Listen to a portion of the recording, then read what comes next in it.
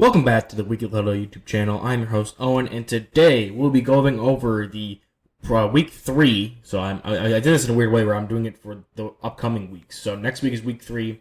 We just finished the week 2 games. This is going to be the week 3 power rankings for the XFL. We just watched another 4 games this past weekend, and there is actually a decent bit of movement throughout the middle tiers of this. I don't think a single team outside of the top and bottom team moved or didn't move. Which kind of gives it away, but go ahead and check out the rest of the video to see what I have to say about these guys. So let's just get right into it. Like I said, the bottom team at number 8 did not move is the Orlando Guardians, who dropped their game 30-12 to the San Antonio Brahmas. Now, the Guardians in week 1, they looked completely outmatched, but they were playing the best team in the league. This week, they didn't look completely outmatched, at least for a good chunk of the game. Their defense really stood up. The Brahmas really were coming into this game as that team that was going to be the one that's going to try to focus on running the rock, getting some good rushing attack going. And this week they held them to having Jack Cohn being their leading rusher. Kalen Ballage, who was leading the league in rushing after last week, only had 23 yards and 12 carries. And Jacques Patrick, their kind of 1B running back, had 19 on 10. So each of them only had 1.9 yards per average or yards per rush. So they did a good job defensively to really try to limit what the Brahmas were able to do and what they wanted to do offensively. But unfortunately, Jack Cohn went off with 3 passing touchdowns, and the passing offense for the Guardians is just so bad. They finally played DeAndre Francois, where he went 6 of 13 for 8 yards, a touchdown, and an interception. That was something I was calling for just because both quarterbacks they had playing last week were not good in the slightest. And this week wasn't much better. The only highlight was DeAndre Francois telling his teammates to shut the fuck up when they were getting the play call in the huddle. So that's all you got really from the quarterbacks and the Guardians. I think they did a really poor job of building this room, and really banking on Paxton Lynch being your starter is never a good idea. Benched again this week before being unbenched. He's a mess. Their running backs actually are pretty talented. I liked what the running backs did, especially in these third and long or really long situations because they were giving up sacks or getting penalties and things like that. They were able to convert a lot of the times just by running the ball and against light boxes, and their running backs were able to take advantage of that. So if you're going to play the Guardians, you just got to load the box and make the quarterbacks beat you with their arm because they most likely won't be able to. If the Guardians could swing a trade, like maybe swing one of their better defensive players or one of their top running backs to a team as injuries maybe pile up or going down those teams that are a more championship level. Some of these guys, like the Roughnecks, have backup quarterbacks that could be good starters for them, or the decent defenders. They can swing a trade for De'Aaron King or Jordan Tamu, whoever they want to move forward with. But I don't know if they're going to want to help out these teams like that, or trades are going to be that big of a thing that happens in the XFL. So most likely the Guardians are going to sit here at the bottom of the rankings just because their quarterbacks are pretty terrible. And number 7, moving down 2 spots, is going to be the Vegas Vipers. I came into the season having high hopes for them because they had Luis Perez, who's been kind of this stalwart quarterback in these spring football leagues. They have Martavis Bryant and Vic Beasley Jr., some decent NFL level talent. Both of those guys, I believe, were Pro Bowlers. I know Beasley was.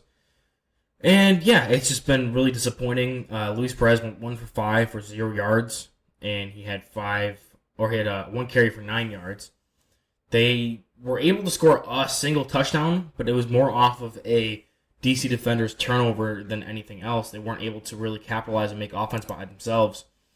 I believe it was a turnover, if I recall correctly. I think they had a fumble here. Yeah, the defenders lost 3 fumbles. I remember the Abram Smith one especially was kind of disgustingly, you can't turn it over there. And I understand that there was really bad conditions. They had a really bad rain going on during this game, which, the defenders had to deal with that as well. You could have recovered from that, and especially because for a team that I thought had, a pretty good defense coming into here with, stars like Vic Beasley Jr. But yeah, no, Brett Hundley came in, went 11 of 18 for 98 yards. Definitely was better than Perez. I don't know if he was better than any of the defenders' quarterbacks. They were all they weren't great this game. It was mostly relied on running and having quarterbacks run, which Huntley did, 5 for 24. It was just an ugly game, and the Vipers just looked like they were totally outmatched. And after a week of blowing a game in perfect weather conditions, you'd think maybe, okay, they have this experience and this kind of defense and run game first mentality, they're going to be able to take over and dominate this game in poor conditions. But they ran into the defenders, who also are built like that with heavy investment in the run game and defense with Greg Williams, and they just were totally outmatched. So I think the Vipers are probably one of the bigger disappointments early on. The Guardians we knew were going to be bad coming into the league, but the Vipers had some kind of hype behind them, and so far they've just been like a wet blanket, pun intended. Going back to that Guardians-Brahmas game, we have the Brahmas here moving up one spot. Jack Cohn surprised me. He threw for 3 touchdowns. I mean, he didn't throw for as many yards as he did last week with 165, and the offense itself got away from it. It's like want to run the ball, and it's really its identity. But they were able to pull it out. The Guardians took away the running game and said, okay, beat us with passing, and then they were like, okay, we will, and they dropped 30 points on them. So you got to applaud them for that. I think this offense is limited, and as more teams can develop their offense and get better as the season goes on offensively, especially with the passing game, there's definitely a ceiling on the Brahmas here with Jack Cohn at quarterback. I don't think the running game is going to be this bad week to week. I think the Guardians, ironically, might have one of the better run defenses in the league. So relying on passing offenses to win you games, because like there are teams that can put up points. The overs have been hitting almost every game in this league. So if you're going to match up with a team like that isn't the Battlehawks who you lost to, the Battlehawks were kind of struggling out because they have a bad offensive line early on in that game, and then you have the Guardians, who are easily the worst team in this league right now. When you start matching up with the top echelon teams, you're probably going to have to get into these shootouts, and I just don't trust the offensive passing game to keep up with that. So that's why I still am kind of sleeping on the Brahmas. They can win games, they have an identity, and they were able to win even when the other team focused on taking that identity away. So I got to give them their props there. Next up at number 5, and moving up one spot, is going to be the Arlington Renegades. They came back and beat the Vipers last week, and I wasn't really totally convinced by them after that W. This week, they impressed me even more, even though they did lose this time around. They kept it close with the Renegades. They were actually leading at the end of the first half. I believe it was 14-11 before the Renegades went on that run. The Reflex went on that run. I think there are things to work with here as with the Renegades. They can capitalize on a lot of turnovers and played smart football for the most part. They started off a little rough. First play of the game was an interception.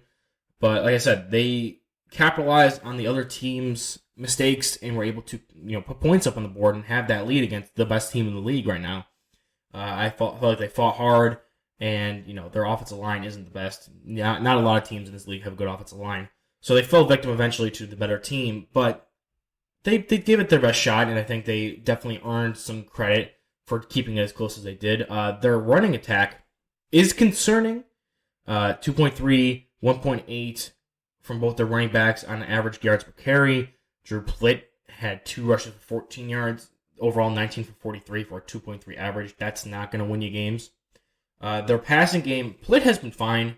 He went 15 of 30 for 120, 2 touchdowns, 2 interceptions, but he got sacked 5 times. I didn't expect him to come in and be able to carve up this Roughnecks defense. 2 R-named teams from Texas. It's messing me up. Their passing offense, they don't really have any big time names. They started using their tight ends a lot more in this game, which I think they should really rely on. They have a decent tight end room with Nate Becker and Sean Bayer and Sal Cannella. I think those guys could really make a difference, be mismatches, and they could probably run a 3 tight end set to try to just build off of that, set up a run game more. Since those guys are probably their best receivers, really work with that in the passing game as well.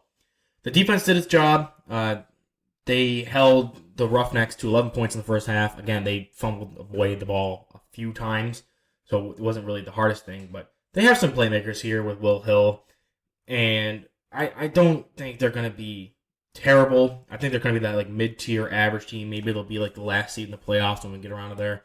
But I don't think they have any, they might spoil somebody, but in terms of stringing together wins to win the playoffs, win the whole championship, I don't think that's this kind of team. Going back to our Thursday game, and our number 4 team in this week's power rankings, down 2 spots from last week, despite losing last week and then losing this week. This week was a little more different. The Seattle Sea Dragons they have the potential. I can see it. Ben DiNucci, almost 200 yards, 2 touchdowns, no interceptions. They didn't give up any sacks in their loss to the Battlehawks. Their run game, actually not the worst. 21 carries for 103 yards. That's a 4.9 average. Their starting running back, 10 carries for 50 yards. That's not the worst. I think that's something they can build off of. Ja'Cory Pearson showed up again. Josh Gordon's just getting doubled as much as he can be. So he got 2 targets, but he got 1 for 33 yards. I really like this team's offense. It's just a problem right now. The defenses are ahead. And when you fumble the ball away and lose 3 fumbles throughout the game, Ja'Cory Pearson lost one on a punt return. Ben DiNucci lost one. There's going to be, you're not going to win games. Like, you have to be a total mismatched opponent to lose games or to win games after fumbling away 3 times. You're mostly going to lose those games. And yeah, you didn't get sacked. You had a good offensive showing, and you still lost. So what does that say? It says that the other team just took advantage of your turnovers, and you beat yourself. I have optimism for the Sea Dragons that because they can clean this up, these are very easily fixable mistakes, changing how ball carriers hold the ball, mental mistakes, things like that. They can come back, and they can be a championship-level team in this league. It's just right now, they're 0-2. They have lost some games that they should have won both weeks in a back-to-back. And I just need to see them put together a few wins before I can move them back up to like that number 2 spot. And sticking with that same game, and the only reason why I have them above right now is not because I think they'll be a better team going forward. It's just that they're 2-0, and they were able to minimize mistakes and really just win football games, which like they did last week, is the St. Louis Battlehawks at number 3, up 1 spot from last week. A.J. McCarron is so much fun and such a good storyline to follow in this league. Like, I'm a Bills fan, and when he was our backup quarterback, I want him to succeed. I've known about him since his Alabama days with the jokes about his girlfriend and things like that. And now he has kids and stuff, and he's a big family man. And I just love his passion and his attitude towards this league. He's not seeing it as a step down. He's seeing it as just something else you could do and some fun. And he's encouraging other people to take part in it. He's a great story.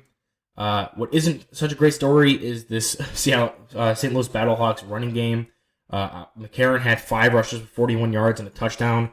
Other than that, though, their backs had 2.6, 3.9, and 6.0 yards per average. I think that was a wide receiver sweep on the 6-yard one, but it's just they eclipsed 100 yards and were at a 4.2 average, but mostly because their quarterback, who's not known for his scrambling ability, was able to get out and run around the pocket.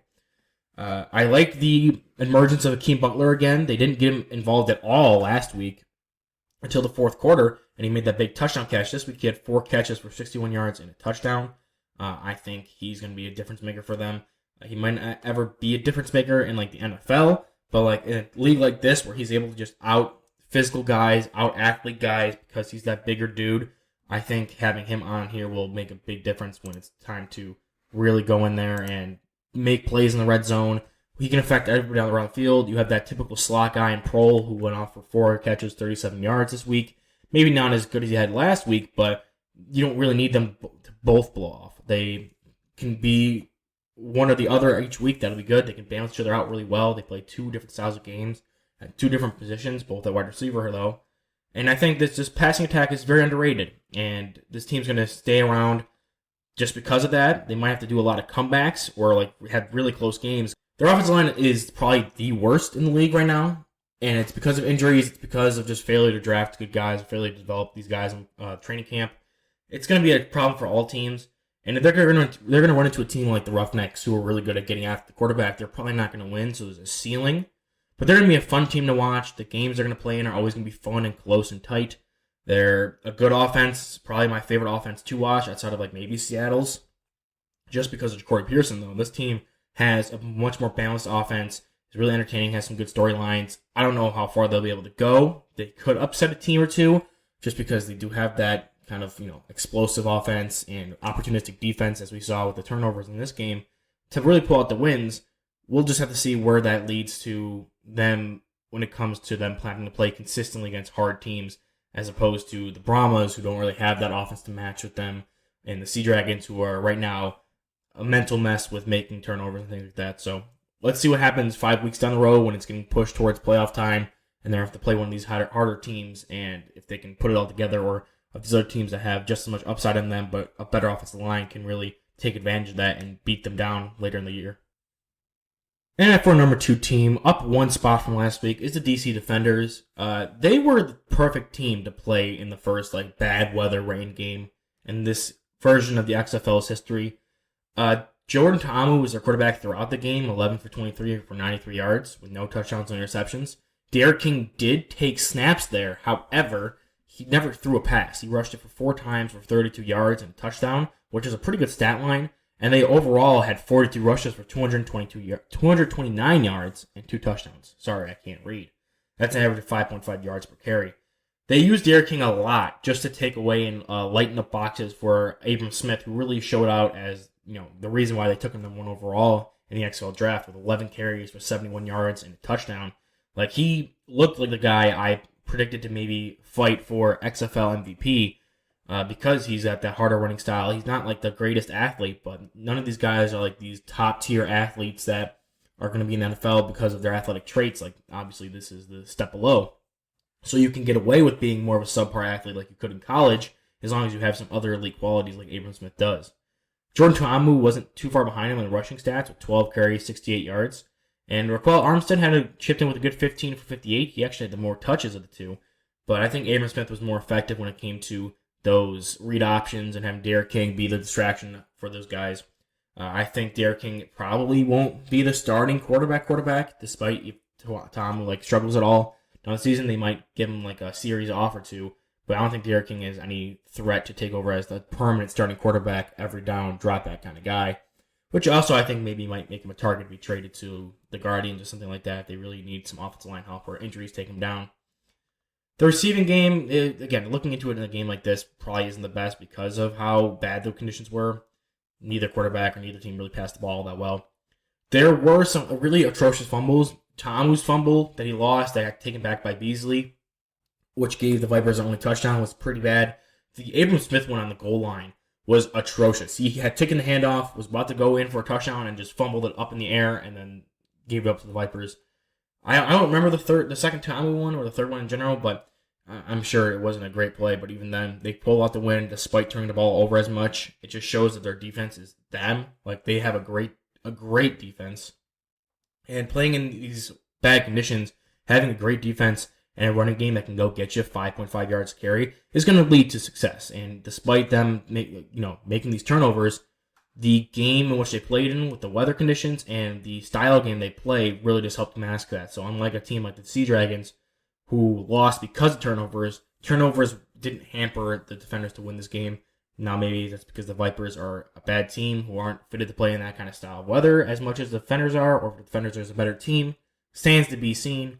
I think they're just a better overall team, as you can see with my power rankings here. But I don't know if they'll have the passing attack to really keep up with the big boys, which is why I didn't have them ahead of the Sea Dragons last week, despite beating them head-to-head. So come back to this one in 4 or 5 weeks. I think the Sea Dragons will probably be higher than the Defenders, just because of that that limited upside. But who knows? We'll see what the records are when we get around to that. And then this is the easiest one. Staying at the top is going to be the Roughnecks. They did have a rough first half with a lot of fumbles. I can't really make any excuses for that. I was watching this game. Obviously, I'm rooting for the Roughnecks this season. This is going to be me completely objective. I think they have the best balanced offense. Their running game, Borgie didn't have as great of a game this week, but they got Cole McDonald going in the running game, not just in the red zone. Borgie still had a touchdown. Brandon Silvers is throwing the ball over the place. He didn't turn it over this week.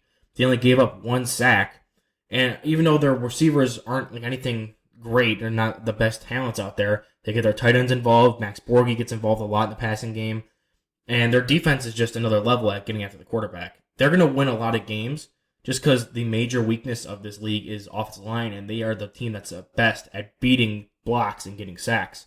So we had another 5-sack performance here after a 7-sack performance last week.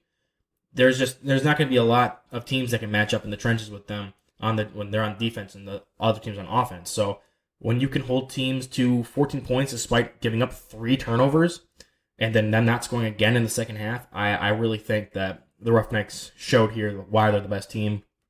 Even when they're not having the best game turnover luck-wise or offensive-wise as it did last week, I think defensively they're able to keep them in games until their offense can click.